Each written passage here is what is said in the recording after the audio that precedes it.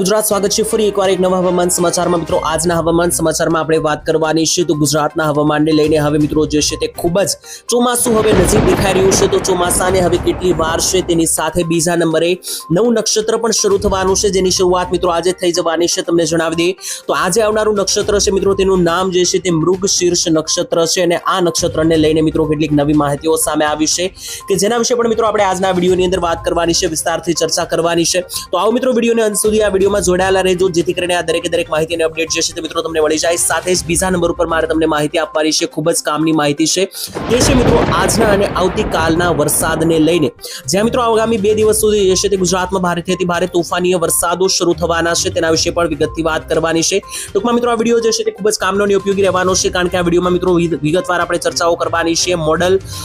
ICON model વિશે મિત્રો કેટલાક વિસ્તારોની અંદર અત્યારે જોઈ શકો કે ગુજરાતની આસપાસના વિસ્તારોમાં અત્યારે મોટે પ્રમાણમાં વાદળો જે છે તે ચારો દિશા તરફથી આગળ આવી રહ્યા છે અત્યારે અરબી સમુદ્ર ઉપરથી મિત્રો એક સાયક્લોનિક સિસ્ટમ એટલે કે કહી શકો કે એક વેધરીય મોડેલો આગળ વધી રહ્યા છે બીજા નંબર ઉપર બંગાળની ખાડીથી પણ અત્યારે એન્ટી સાયક્લોન પસાર થઈ રહ્યું છે તો આ બંને દિશા તરફથી લગાતાર ગુજરાત ઉપર જે પ્રેશર બની રહ્યું છે તેના વિશે વાત કરવાની છે જેની અસરને પગલે આગામી 3 દિવસ 7, 8 અને 9 જૂનના રોજ ગુજરાતમાં જે છે તે ભારેથી અતિ ભારે વરસાદ પ્રી મોન્સૂન એક્ટિવિટી રૂપે જોવા મળવાનો છે અને 10 તારીખથી મિત્રો જે છે તે ગુજરાતમાં ચોમાસાના વરસાદને લઈને નવી અપડેટ સામે આવવાની છે તેના વિશે પણ વિગતવાર આ વિડીયોની અંદર આપણે ચર્ચા કરીશું ટાઈમ બગાડ્યા વગર ક્રમશઃ મિત્રો એક પછી એક દરેક વિડીયોની અંદર આપણે દરેક બાબત વિશે જાણવાનું છે સૌથી પહેલા વિડીયોમાં હું તમને માહિતી આપવાનો છું આવનારા ચોમાસા વિશે એટલે કે જે હવે ચોમાસું મિત્રો બેસવાનું છે તેને લઈને ચોમાસું અત્યારે હાલ આજની તારીખમાં ક્યાં પહોંચ્યું છે આગામી કલાકોમાં ક્યાં પહોંચશે તેને લઈને વિગતવાર માહિતી જાણીશું અને ત્યારબાદ મિત્રો આ વિડીયોના બીજા ભાગની અંદર એટલે કે આગળ આપણે જાણીશું કે ગુજરાતની અંદર તારીખ 7, 8 અને 9 જૂનના રોજ જે ભારે વરસાદની આગાહી છે તે કયા ગામડાઓમાં છે ગુજરાતના કયા જિલ્લામાં વરસાદ તૂટી પડે આ દરેક માહિતી મિત્રો હવે સમય બગાડ્યા વગર આપણે શરૂ કરીએ તો મિત્રો અહીંયા તમે જોઈ શકો કે ખાસ કરીને સ્ક્રીન ઉપર દેખાઈ રહ્યો છે આ નકશો જે છે તે ઓફિશિયલ ગુજરાત હવામાનનો છે એટલે કે જે ઓફિશિયલ હવામાન ખાતા હોય છે તે આ રીતના નકશાઓ જાહેર કરતા હોય છે અને આ નકશો જે છે તે ખૂબ કામનો છે ખૂબ મહત્વનો છે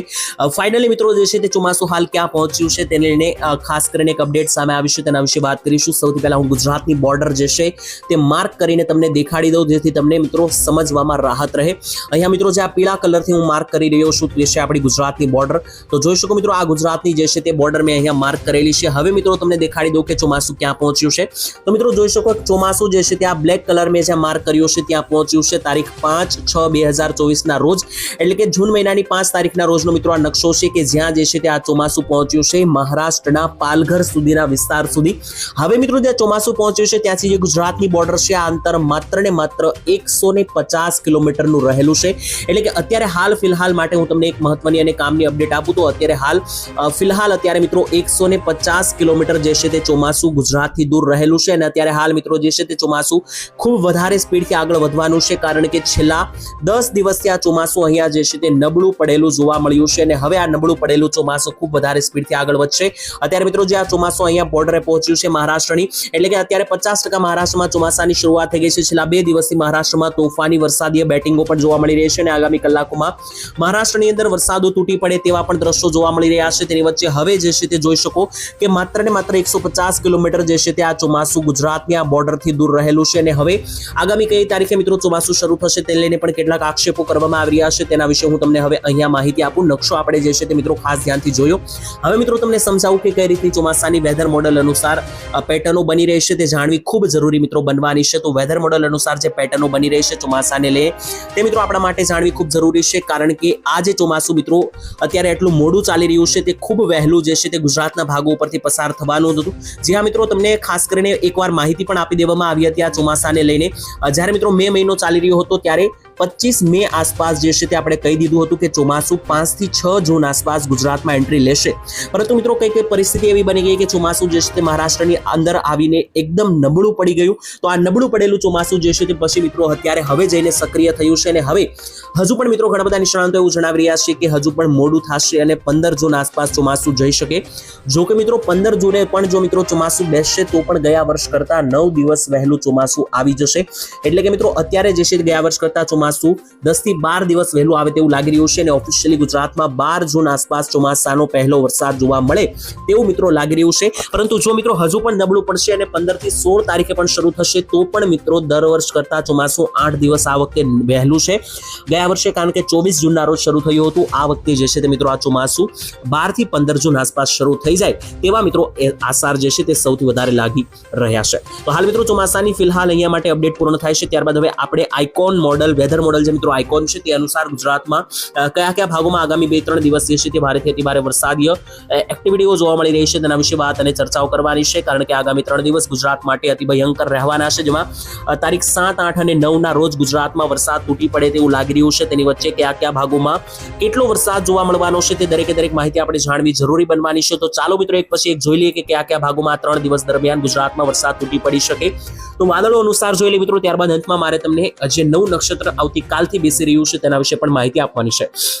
તો મિત્રો જોઈ શકો કે આઇકોન મોડલ મુજબનો આ નકશો છે અને અહીંયા મિત્રો સ્ક્રીન ઉપર તમે જોઈ શકો કે આ નકશો જે છે તે મિત્રો વાદળીય એક્ટિવિટીઓ દર્શાવે છે કે ગુજરાતના કયા કયા ભાગોની અંદર હાલ અત્યારે મિત્રો વાદળીય ગતિવિધિઓ બની રહી છે તે દર્શાવતો આ નકશો છે. ફિલહાલ માટે નકશા ઉપર મિત્રો ખાસ ધ્યાનથી મિત્રો આપણે માહિતી મેળવવાની છે નકશાને લઈને. સૌથી પહેલા મિત્રો આપણે જે છે તે મધ્ય ગુજરાતની અપડેટ આપવાની છે કે મધ્ય ગુજરાતના કયા કયા ભાગોની અંદર તોફાની ભારેથી અતિ ભારે ભયંકર માવઠાઓ અને વરસાદો જોવા મળી શકે. તો મધ્ય ગુજરાતના વિસ્તારો જોઈ લે તો મિત્રો જોઈ શકો આ સંપૂર્ણ મધ્ય ગુજરાતનો પટ્ટો છે અને મધ્ય ગુજરાતના મોટા ભાગના વિસ્તારો જેમ કે અહીંયા તમે જોઈ શકો કે ખાસ કરીને અમદાવાદ, વિરમગામના વિસ્તારો છે, ગાંધીનગર છે, સુરેન્દ્રનગરની જમણી બાજુના જે ધોળકા આસપાસના વિસ્તારો છે, ડાકોર, નડિયાદ, કપડવંજ, બાલાસિનોર, બાપુનગર,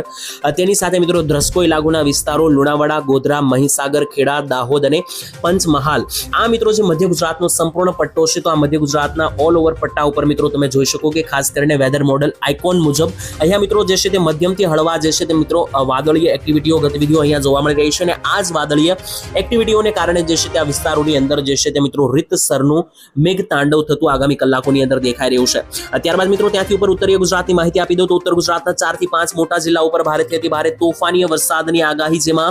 જિલ્લાઓ વિશે માહિતી આપીએ તો જિલ્લા વિશે પણ તમે અહીંયા જોઈ શકો કે ખાસ કરીને મહેસાણા જિલ્લો, આ બાજુ પાટણ લાગુના વિસ્તારો ઉપર જોઈએ તો બનાસકાંઠા, સાબરકાંઠા, અરવલ્લી પંથક, જેમાં ડુંગરપુરના વિસ્તારોથી લઈને ખેડબ્રહ્મા, પાલનપુર સહિતના ભાગો, હિંમતનગર, પ્રાતિજ, મોડાસા,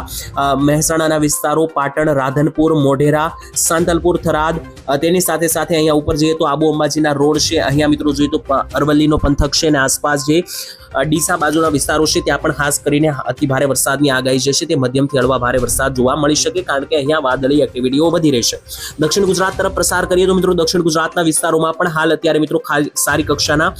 વાદળ એક્ટિવિટી મિત્રો જોવા મળી રહી છે. આઇકોન મોડલ મુજબ ત્યાં વિસ્તારોમાં પણ અત્યારે મિત્રો હાલ પૂરતું જે છે તે ખાસ કરીને પ્રી મોન્સૂન એક્ટિવિટીઓ જોવા મળી શકે. જેમાં ઝૂમ કરીને માહિતી આપીએ વિસ્તારો વિશે જોઈએ તો વલસાડ, નવસારીમાં ઓછા વાદળો છે, પરંતુ જે ઉપરના ભાગો છે જેમ કે નવસારી, બીલીમોરા, વાસંદા, વ્યારા, બારડોલી, સુરતના વિસ્તારો ત્યાંથી મિત્રો ઉપર આવીએ તો ઉપર મિત્રો ખાસ કરીને જ્યાં ઉમરપાડા છે, વાંકાળ, કોસંબા, ભરૂચ, દહેજ, ડેડિયાપાડાના વિસ્તારો, અંકલેશ્વરના વિસ્તારો, સુનેજ, ત્યાંથી ઉપર મિત્રો આવે તો અહીંયા ડભોઈ, કરજણ, જંબુસર, બોરસદ, ખંભાત, તારાપુર, આણંદ, વડોદરા, ચાંપાનેર, બોડેલી અને છોટાઉદેપુર. તો આટલા મિત્રો જે 100 ખાસ કરીને 70 થી 80 તાલુકાઓ છે આ દક્ષિણ ગુજરાતના પંથકના, તો આખા ઝોનની અંદર મિત્રો ખાસ કરીને આપણને હાઈ એલર્ટ વાળા વરસાદો જોવા મળી શકે કારણ કે આ વિસ્તારોમાં મિત્રો જે છે તે પ્રી મોન્સૂન એક્ટિવિટીના ભાગરૂપે આ દરેકે દરેક વિસ્તારો કવર કરશે મેઘરાજા તેવું લાગી રહ્યું છે અને આગામી કલાકોની અંદર આ વિસ્તારોમાં વરસાદની ગતિવિધિઓ જે છે તે સૌથી વધારે જોવા મળી શકે. ત્યાંથી મિત્રો આગળ વધીએ સૌરાષ્ટ્ર વિશે પણ જિલ્લાઓની માહિતી આપી દો કયા કયા જિલ્લામાં સૌરાષ્ટ્રમાં પણ તોફાની અતિ ભારે વરસાદો તૂટી પડી શકે. તો મિત્રો અડધા સૌરાષ્ટ્રમાં ભારેથી અતિ ભારે વરસાદ દેખાઈ રહ્યો છે. જેમાં